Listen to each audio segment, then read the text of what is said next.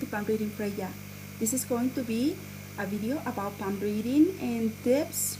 The reason of this video also is because a member asked me how to build a palm reading, how to give a palm reading to someone, how to begin talking about, what do you begin talking about first, how you organize the reading, and how you make it flow and sound like a story. Okay, this is going to be just me sharing how I do it.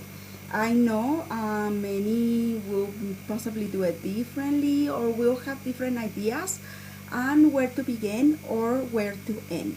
Okay, so let's begin.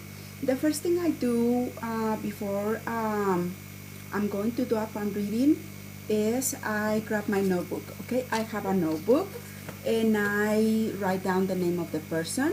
I write down their birthday and their age, the age they are at the moment, okay, on the notebook. Then the next thing I do is I get the pictures, and I always make sure they are clear, because you don't want to begin doing a reading and realizing, oh my gosh, I thought that the pictures were clear, but now I'm realizing I cannot see the lines to explain better or to be sure when something happened, what year, or how something happened, okay? Because the small lines on the palm of the hand are very important, and it's important. The most important thing, I think, the most important thing before doing a palm reading is to have clear pictures. Knowing the date of birth is gonna indicate you where this person is at the moment. Okay, so with that said, the first thing I begin doing, write down the name, the date of birth, and I begin just looking at the hand. Okay, the way I begin a reading is I look at the fingers, and I do like a plan. I always begin with the fingers, so I write down ideas or things that I wanna mention during the reading and that I do not wanna forget at the time doing the reading, because this can happen, if you look at a hand and say, okay, this is important to mention, you will not waste time overlooking or trying to figure it out at the time of the reading. So I get the pictures, I begin looking at the pictures, I begin looking at the fingers and writing down important things. After I have write down important things about the fingers, I move on to hard line, okay? And this is how I begin, talking about the fingers, talking about the hard line, how that person loves, how this person shows affection, how that person gives and receives love.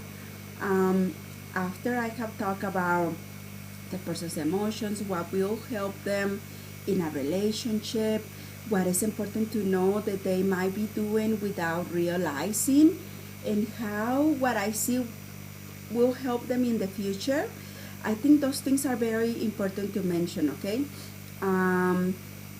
You can pinpoint things and write things down that you know are going to be important to mention at the time of the reading for the person that you see happen.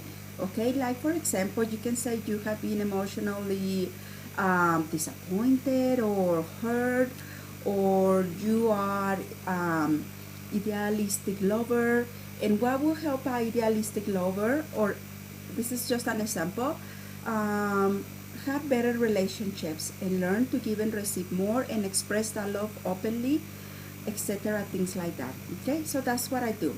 I write down things, fingers, then the hard line, then I move to the headline.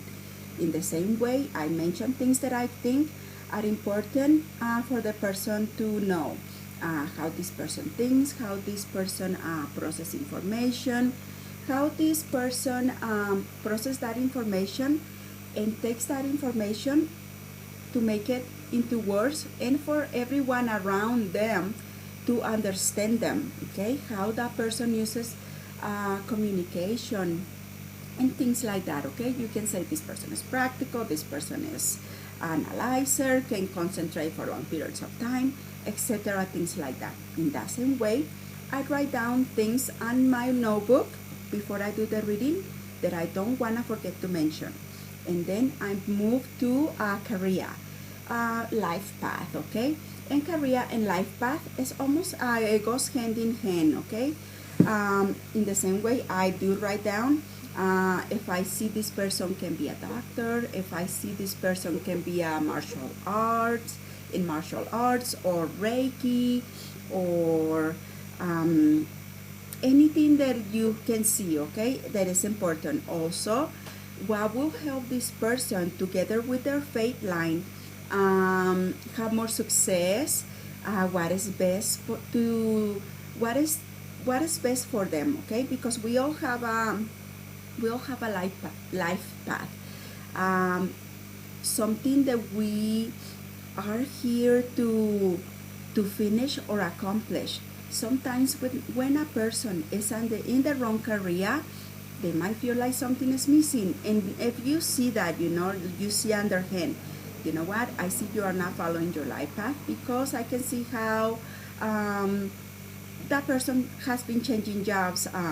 way too many times, or how that person doesn't really know what is best for them, what they like, what they dislike, or what will help them, sorry about the noise, what will help them feel self-fulfilled, because feeling self-fulfilled is very important for a person, because when a person feels like they are doing what they love, they are doing what makes them happy, is a feeling, okay, that you are not working, you are just doing what you love, and it's very easy, and things just fall into place. So that is the thing I do next, okay? So we got fingers, we have heart line, we have headline, and we have faith line together with life path, or what careers are important for that person, okay? It's always important to leave the best for the end, okay? Like in the movies, you're not gonna tell the best in the beginning, just because just because we have to make it interesting, okay? Interesting and interested for the person. This is either if you are doing the reading face to face, or if you are doing the reading on a video recording, or I don't know, on some kind of video, okay? It's important to make things interested. I always try my best to sound like I'm telling a story, okay? And I'm pinpointing points for the person that it will make sense, okay? It will make sense, and they will be like, yes, I have felt like that. Yes, I can. This is making sense to me, okay? This is ringing bells to me. It's important to do that. Tell it like a story. Take your time. Of course, we all have to organize what we are going to say, because time is precious, okay? And you don't want to look at the time of you reading and realize that you have been talking for a long time, and there is a lot more to tell. So organizing your reading is going to be important when it comes what you're gonna say, remembering and using those points at the time of the reading that are going to be that are going to make the difference, okay? That are going to be important, and that are going to make the difference in making your reading sound good and like a float, okay? So after I had mentioned career, I moved to lifeline. In the lifeline, I began in the beginning of the lifeline, childhood, teen years, what happens, what do I see when this person fell in love, first relationship, did they have a disappointment, did they have a divorce, how many relationships until the age they are up today. I see. Let's put an example that this person is 30 years old, okay? So I will mention what I see. I see a relationship in your 20s, or let's rewind. In your childhood. In your childhood, I see this happen with the family, maybe things that you can see that happen to this person, moving slowly into how this person developed, if this person started working early in life or not, and how that person handled his or her teen years, okay? What happened academically, what happened, that was important to mention because when we are doing a reading, okay, I have three different types of reading. One question, a reading, and a detailed reading. You have to organize what you are going to say because you don't want to run out of time and still have things to mention, okay? We as readers have to select what is important to mention and what is not so important, even though you might think, well, that might be good to mention, but I think I'm going to skip that just to mention this instead, okay? Having a plan is the way to go. So then you move to tell, okay, I see you had a strong love commitment, possible marriage around the age of 22. By age 29, I see a divorce, a separation, difficult times, maybe they move, maybe, you know, all these things. This is how you have to build the reading, mentioning step by step and in order of how you see them happening, okay?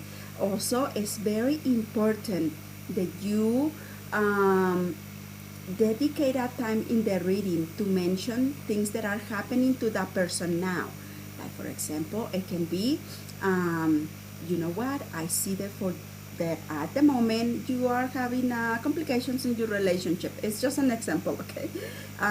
Complications in your relationship, and I see a new person coming into your life. Or if you don't see complications, you can say, you know what, I can see you are you are and will be in a long-lasting relationship where you and your partner will understand each other, will cooperate with each other, will make the relationship work, and maybe you see a child in the future, or you can see maybe they buying a home or a car or something important like that, okay? It's also it's super important to mention how that person is feeling at the moment. I'm not sure if all of us can see that on the hand, but I always do that, you know. I always do that. I can see how you are going maybe through a difficult time. Maybe you feel sad, depressed. Maybe you are worried about life situations and etc. Things like that. This is going to make a huge difference while you are giving the reading, because as you progress, you're gonna be, you know, hitting home over and over and over for that person, and the reading will wrap that nice, and the reading will make sense, okay? Then you can also mention, I like to leave what I see is happening now on the end. So when I'm doing the lifeline and I'm mentioning events that had happened, this happened at this age, sometimes I also will mention what will happen in the future. You know, I see that when you are 35 years old, you are going to make a move and you are going to begin working on a new, this is something new, okay? This is something different. This is something that you maybe have thought about. I don't know, I'm just making it up, okay?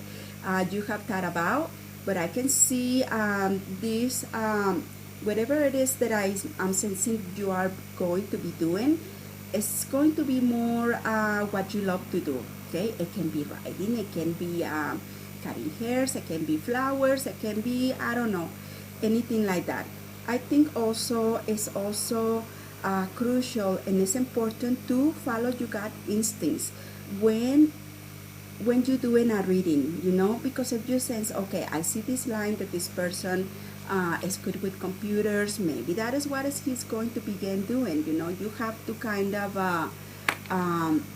mix everything, your feelings, your emotions, what you see on the palm of the hand, and follow your intuition, okay? Because I think this also helps into connecting more with that person. How is that person feeling? What is that person doing? Does it make sense? Always in several points during the reading, like for example, after you have done the hard line, say, is what I'm saying is making sense to you, okay? Then you can give the opportunity to the person that you are reading to give you feedback.